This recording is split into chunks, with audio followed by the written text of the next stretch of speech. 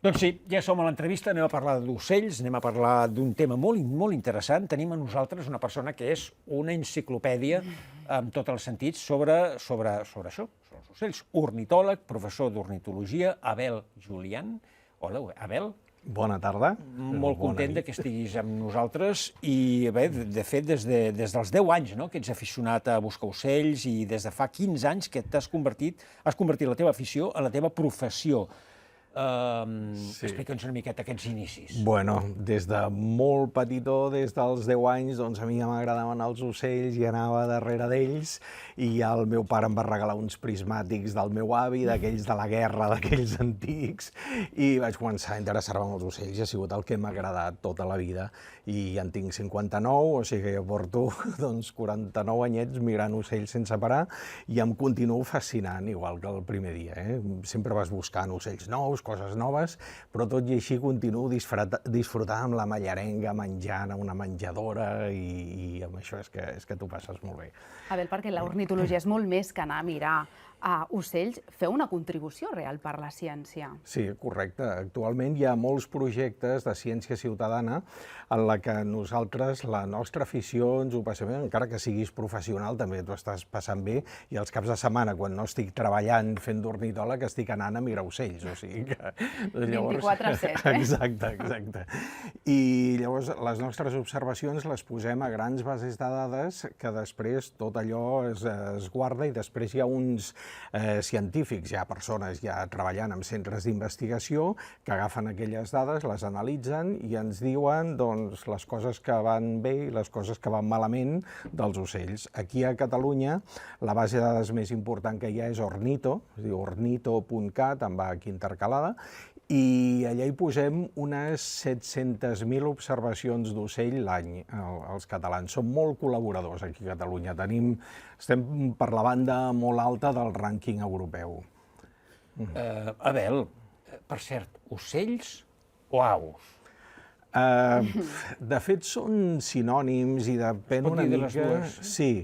Depèn d'una mica de la zona a Catalunya, em podran dir més o menys... Però són correctes les dues. Són correctes i totes dues es refereixen a tots els ocells.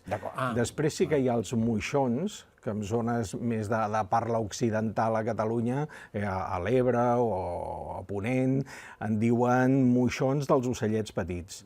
També se'n diu pardals. A vegades de forma ja, encara que el pardal és una espècie, el pardal comú i el pardal xerrec, encara que són espècies d'ocells, també se'ls diu pardal en general a tots. I mira, t'explicaré, quan tenia 18 anys, 19 anys, vaig tenir un amic i ens anàvem a la tenda de campanya al Delta de l'Ebre, era un fanàtic dels ocells, o ens anàvem als aiguamolls de l'Empordà i ens passàvem hores mirant els ocells, allà em va agafar una miqueta d'afició.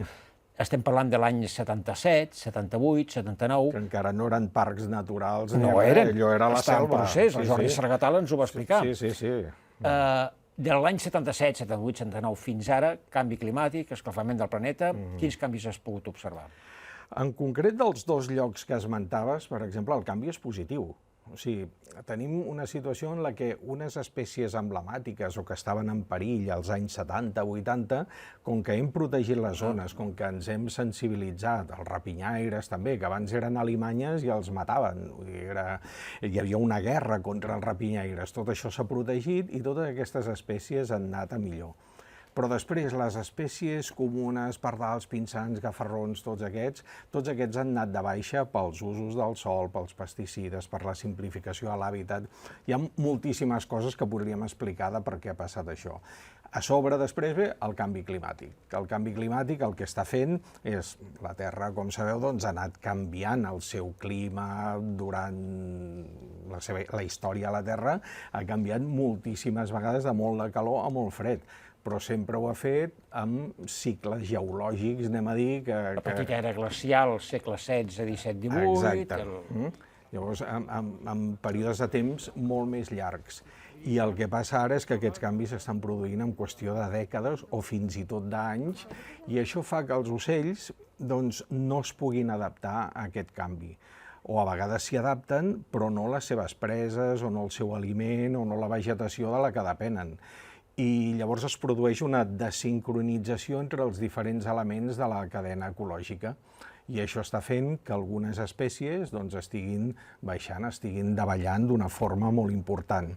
En principi, el canvi climàtic afavoriria a les espècies més termòfiles. Aquí a Catalunya tenim espècies que li agrada la sequedat, espècies que els agrada el desert, espècies que la seva distribució és nord d'Àfrica, al sud d'Espanya, i a Catalunya arriben a les zones més seques o així. Aquestes espècies el canvi climàtic els pot afavorir, però en canvi en tenim altres que estan trinxant. Com quines? Com les espècies alpines, i podem posar dos exemples que són el gall fer i la perdiu blanca. Són espècies que estan a molta alçada i que aquestes espècies necessiten fred. Aquest seria el gall fer, en pantalla? Efectivament, aquest és el gall fer. El gall fer és una espècie de zona de boscos de muntanya, aquests boscos de coníferes, semblant a la taigà europea, i la perdiu blanca està encara més amunt a zones alpines, de prats alpins, té el plomatge blanc a l'hivern per confondre's amb la neu i llavors muda a marró durant la primavera. I aquest es pot veure al Pirineu? Sí, és molt difícil de veure, és molt difícil de veure, però sí que es pot veure. Anant d'excursió normal no la veuràs. Has d'anar una mica a buscar-la, conèixer-te els reclams. Has d'anar a buscar un bimbo, no? Exacte, què és això del bimbo que s'ha incorporat al diccionari del Termcat fa unes setmanes? Sí, el bimbo és curiós, però en diem els ornitòlegs fer un bimbo o bimbar una espècie quan veiem una espècie nova. Si no has vist mai la perdiu blanca i t'hi portem, doncs he fet un bimbo. Però la història de la paraula bimbo és el que té gràcia, i això va ser el Jordi Sargatal, que l'has esmentat abans, i tota una colla, que van anar per Europa als anys 70 i era una època en què la casa Bimbo estava fent una col·lecció, diverses col·leccions de cromos, de futbolistes i de coses d'aquest tipus, no? I ells anaven veient ocells nous que no havien vist mai, i diuen, mira, és com si féssim una col·lecció de cromos a la Bimbo, mira, un altre cromo per la Bimbo, un bimbo, bimbo, bimbo, i va quedar, fer un bimbo. Doncs sí que té a veure amb el pa de motllo, Exacte, sí. No ho sabíem, això. I Abel, quin és el teu bimbo més important i el que et queda pendent de fer? El més important, clar, he vist bastantes espècies a Catalunya, a Europa i per llocs del món on he viatjat. Potser perquè em va una mica el rotllo yanqui o així, us diria que el pigarg americà o l'àguila de cap blanc, la que és símbol dels Estats Units, és un dels bimbos que quan el vaig fer, doncs ja fa 30 anys aproximadament a Alaska. És aquest que veiem? Exacte, sí, aquest és el pigarg americà,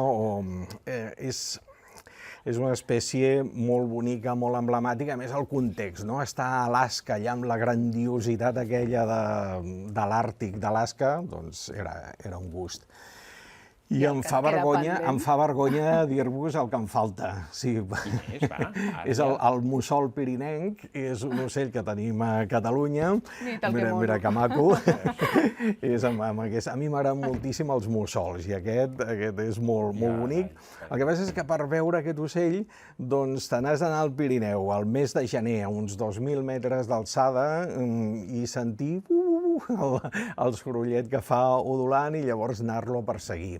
Tinc companys que coneixen lloc i m'han dit vine que t'ensenyaré un niu així, però a mi em faria gràcia veure'l jo mateix, no? I no he aconseguit encara anar mai a fer-ho, però bé, ara m'heu picat i ho faré un dia d'aquests. És un repte que tens pendent.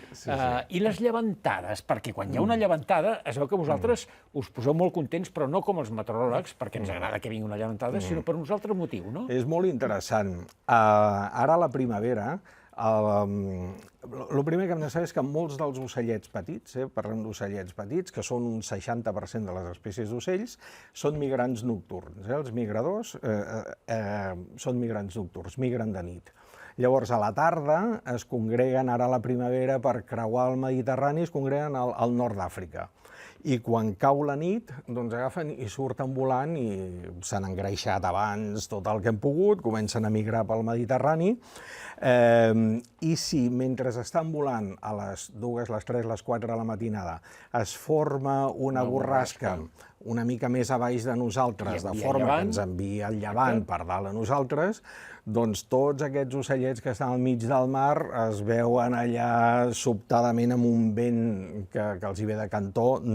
Molts moren a milions, moren moltíssims, i els altres doncs, arriben a la costa i a vegades també bastant cap a l'interior, els que aconsegueixen sobreviure.